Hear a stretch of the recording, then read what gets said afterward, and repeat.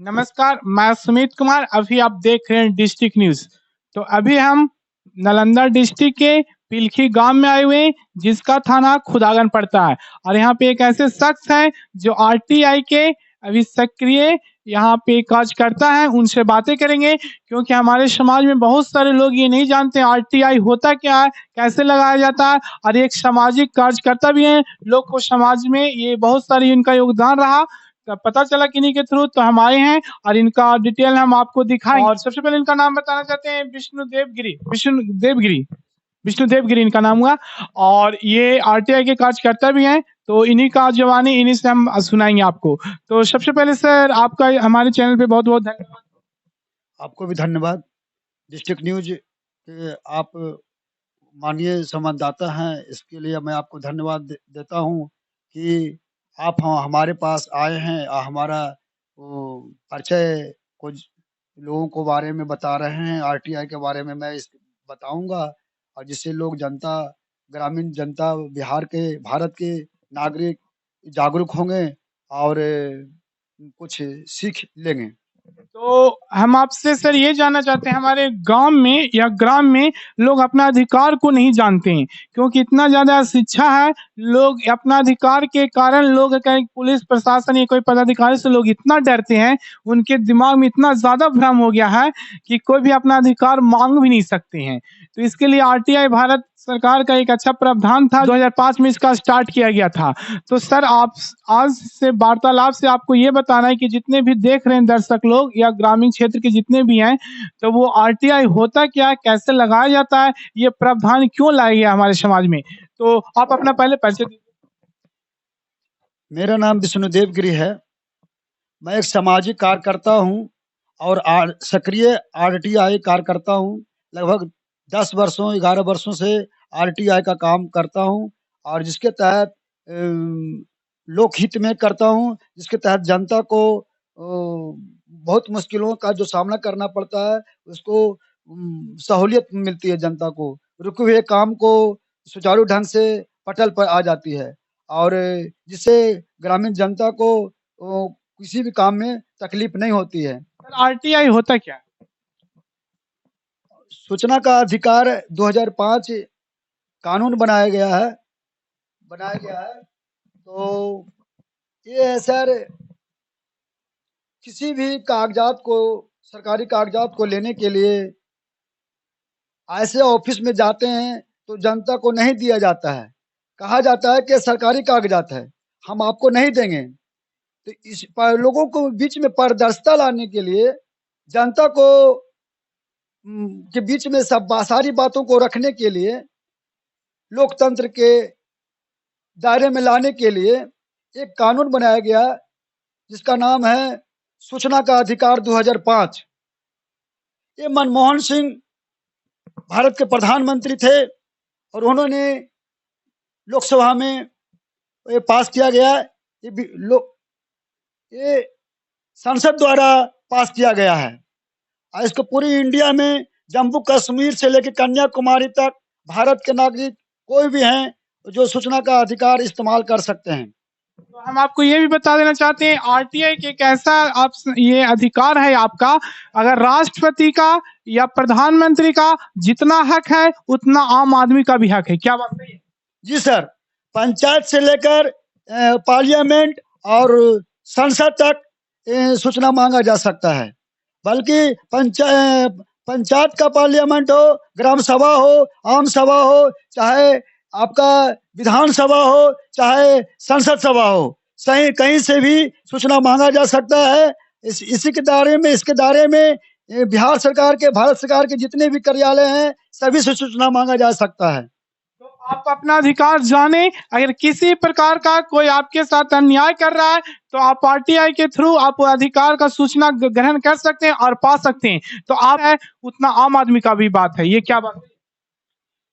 सूचना का अधिकार एक ऐसा हथियार दिया गया है, जिसको एक तरह से कह सकते हैं कि भ्रष्टाचार पर करे बार, यह है सूचना का अधिकार। तो सर, अगर हमारे समाज में बहुत सारे ऐसे लोग हैं जो आरटीआई कहाँ जाएं, कैसे दाखिला करें, उनको नहीं पता है, तो आप उसके बारे में क्या, कैसे दाखिला करें? उसके लिए मैं बताना चाहता हूँ सबसे पहले कि किसी भी भारत के नागरिक, बिहार सरकार का नागरिक या किसी भी राज्य के, भारत के किसी भी राज्य के नागरिक हों, वह वह अपने हस्ताक्षर से अपने अपने नाम से सूचना का अधिकार लगा सकते हैं। परंतु मैं कहना चाहूंगा कि कोई भी पदाधिकारी पद नाम से सूचना का अधिकार का उपयोग नहीं कर सकता है। पद नाम से सूचना नहीं मांगा जा सकता है। एक भारत का नागरिक होने के नाते सूचना मांगा जा सकता है। यह अधिकार पूरे भारत के नागरिक का अधिकार है। जम्मू कश्मीर से लेकर कन्याकुमारी तक का अधिकार है। कहीं से भी कोई भी सूचना मांगी जा सकती है। 20 वर्षों तक की सूचना मांगी जा सकती है। तो आरटीआई कैसे लगाएं, कहाँ लगाएं, हम आपको बताएंगे। और ये सर बताएंगे कि आरटीआई कैसे लगाएं, कहाँ जाएं, किस तरह से अधिकारी से बात करें तो लग सकता है। तो सर बताइए, देखिए आप वीडियो के माध्यम से देख रहे होंगे, ये जो फॉर्म है देख सकते हैं फॉर्म। सर ये क्या चीज का फॉर्म है? सूचना मांगने का फॉर्म है सर, प्रपत्र का। इसमें क्या होता है? इससे सर, जैसे आपका कहीं भी किसी कार्यालय में आपका काम रुकता है, आपका काम सही है और फिर भी पदाधिकारी तंग करते हैं, परेशान करते हैं, पैसा ऐंठते हैं, पैसा मांगते हैं, काम नहीं करते हैं, तो ये ब्रह्मास्त्र है सर। है ये सूचना का अधिकार 6(1) के तहत, सूचना का अधिकार अधिनियम 2005 की धारा 6(1) के तहत ये प्रपत्र के द्वारा सूचना मांगा जा सकता है। जैसे आप पंचायत में है, भारत के अधिकतर आबादी पंचायत में, ग्रामीण क्षेत्रों में निर्वहन करते हैं, तो ग्रामीण क्षेत्रों में सबसे ज्यादा दिक्कत होती है। अच्छा, फॉर्म कहाँ मिलेगा? ये फार्म में बाजार में फार्म की दुकान पे मिल जाएगा। वहाँ पे दुकान पे हाँ हाँ, आसानी से मिल जाएगी। अच्छा, उसके बाद आपके पास ये 3 फॉर्म है, उसके बाद ये कौन सा फॉर्म है? सेकंड फॉर्म कौन है आपका? ये इसके बाद सूचना का अधिकार जब पदाधिकारी के ऊपर लगाएंगे, जैसे आप पंचायत में, पंचायत से संबंधित सूचना मांगना है तो आपके पंचायत के ग्राम सेवक होते हैं, रोजगार सेवक होते हैं, तो सरकार का सर्वेंट है, वो है जो उन्हीं से मांगा जा सकता है। तो जैसे कि हो गया आवास का, तो आवास सहायक हो गए, आवास निरीक्षक हो गए, इसके बाद प्रखंड विकास पदाधिकारी हो गए। आवास का जो प्रक्रिया है, पीएम आवास जो अभी चल रही है भारत में, तो है जो उसका एक आवास सहायक के रूप में पोस्टिंग की गई है, नियुक्ति की गई है, जिसको वो देखते हैं। तो अगर आवास में कोई दिक्कत होती है तो आप आवास सहायक के नाम से लगा सकते हैं। आवास पर्यवेक्षक हैं, वो उनके नाम से लगा सकते हैं। इसके बाद प्रथम अपील प्रखंड विकास पदाधिकारी के पास कर सकते हैं। अगर सूचना 30 दिन के अंदर नहीं देते हैं तो सकते हैं, स्वतंत्र है करने के लिए, जो कि 60 दिन के भीतर होना चाहिए। प्रपत्र का लगाने के 60 दिन के भीतर प्रथम अपील आपको कर देना है।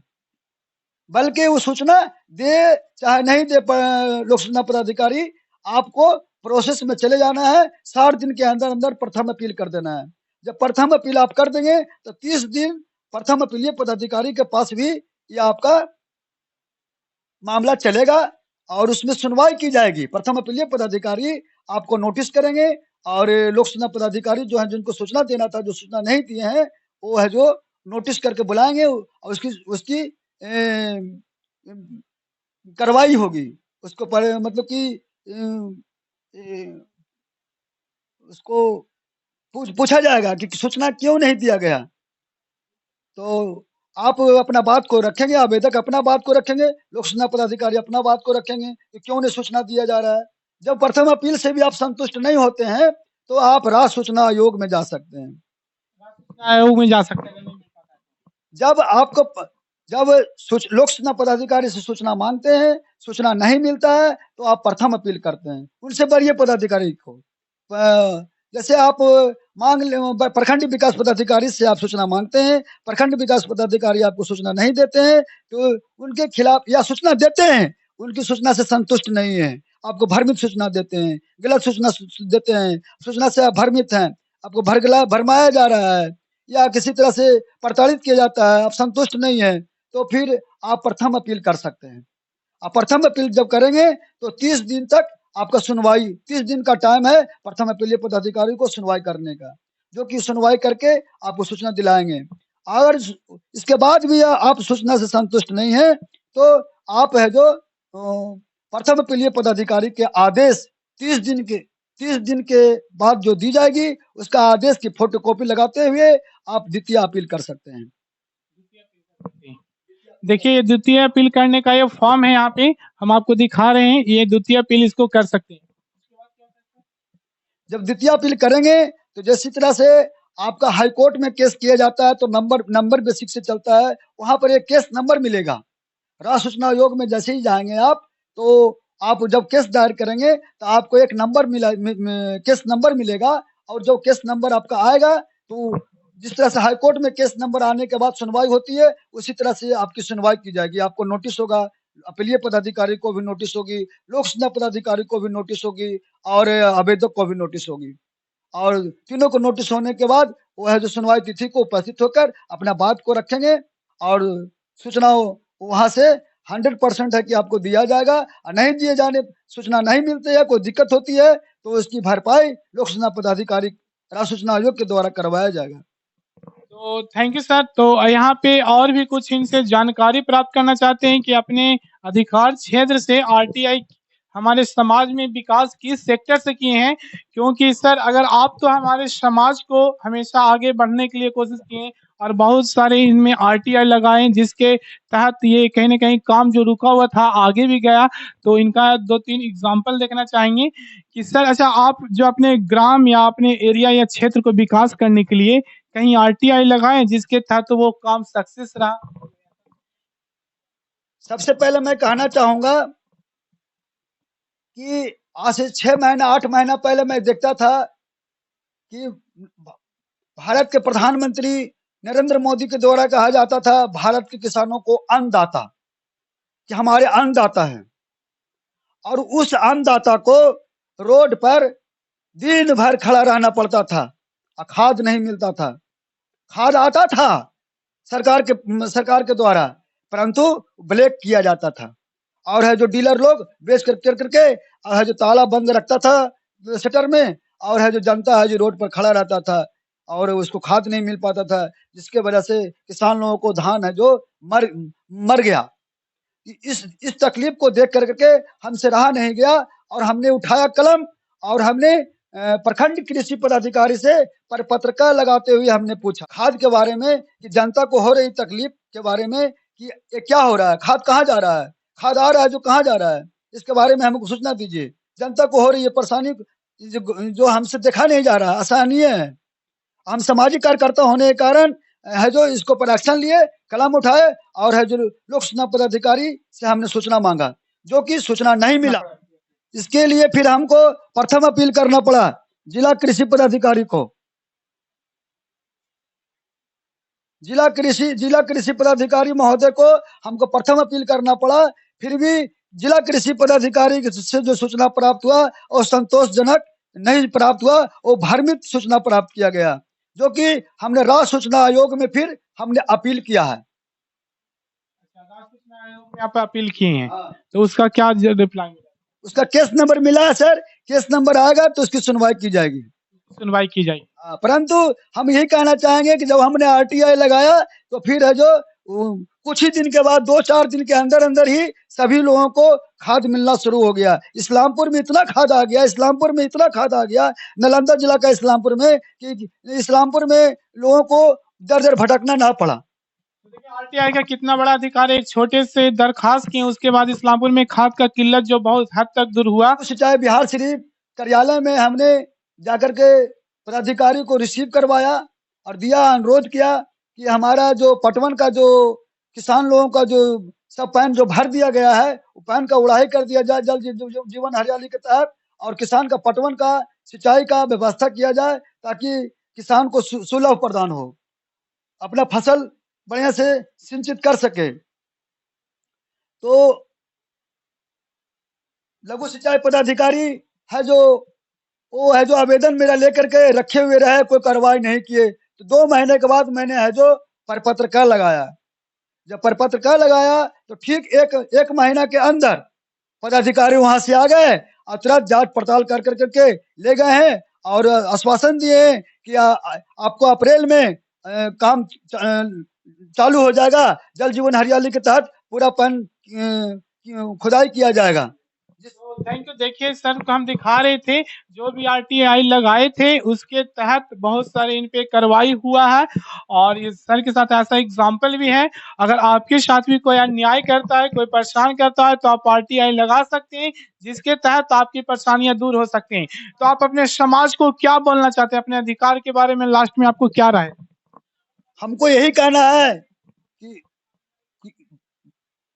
हमारे क्षेत्राधिकार इस्लामपुर प्रखंड के जितने भी लोग हैं या जिला के जो भी हैं मेरी बात को सुन रहे हैं, तो हम सभी को यही संदेश देना चाहता हूं कि किसी भी कार्यालय में, किसी भी विभाग में आपका सही काम है और सही काम में कोई भी पदाधिकारी तंग करता हो, परेशान करता हो और आपको से पैसा मांगता हो तो एक पैसा मत दीजिए, भ्रष्टाचार के खिलाफ लड़िए और खड़ा होइए और हम आपको मार्ग प्रस्त करेंगे। हमसे मिलिए, हम आपको सूचना का अधिकार के बारे में बताएंगे और आपको मार्गदर्शन कराएंगे और रुके हुए काम को करवाएंगे। ये सूचना का अधिकार में इतना ताकत है कि पदाधिकारी जिस कार्यालय में जिस पदाधिकारी के पास आपका काम रुका हुआ है उस पदाधिकारी के पास आप पर पत्रकार लगा के सूचना का मांग कीजिए। सूचना का अधिकार से आपको अपने कार्यों के बारे में पूछिए, अपने कामों के बारे में पूछिए, वो आपको 30 दिन के अंदर अंदर आपको जवाब देंगे या तो फिर आपका काम कर देंगे।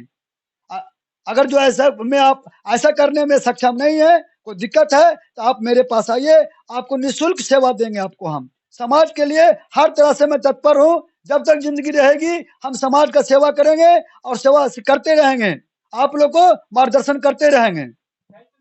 तो बहुत बहुत धन्यवाद जो आरटीआई के बारे में इतना बताएं, क्योंकि हमारे समाज में जो इतना जो दिक्कत हो रहा है, लोगों को ये अधिकार नहीं पता है, तो सर के थ्रू आरटीआई के बारे में जानकारी प्राप्त हुआ। और भी सर कुछ बोलना चाहते हैं क्या? कहना चाहते हैं कि कोई भी सूचना का अधिकार प्रथम बार लगाता है तो उसे कहा जाता है परेशान करने वाला कानून है। किनके द्वारा? जिनसे सूचना मांग रहे हैं पदाधिकारी, जो भ्रष्ट हैं, जो आपका काम नहीं कर रहे हैं, पैसा मांगते हैं। जैसे सूचना मांगिएगा तो कहेगा कि ये परेशान करने वाला कानून है। ये परेशान करने वाला कानून मैं संदेश देना चाहता हूँ भारत के नागरिक को, बिहार के नागरिक को, इस नालंदा जिला के नागरिक को। क्या हम संदेश देना चाहते हैं कि यह कोई परेशान करने वाला कानून नहीं है। ये सूचना का अधिकार संसद द्वारा पारित किया गया कानून है। ये आपको ब्रह्मास्त्र है। यह सूचना का अधिकार भ्रष्टाचार पर अंकुश लगाता है और पदाधिकारियों को, सरकार के पदाधिकारियों को, भारत सरकार के हो चाहे बिहार सरकार के पदाधिकारी हो, उन पदाधिकारियों को अपने कर्तव्य का निर्वहन करने का याद दिलाता है कि वो अपना सही से अपना काम कर सकें और जनता को परेशान ना कर सकें।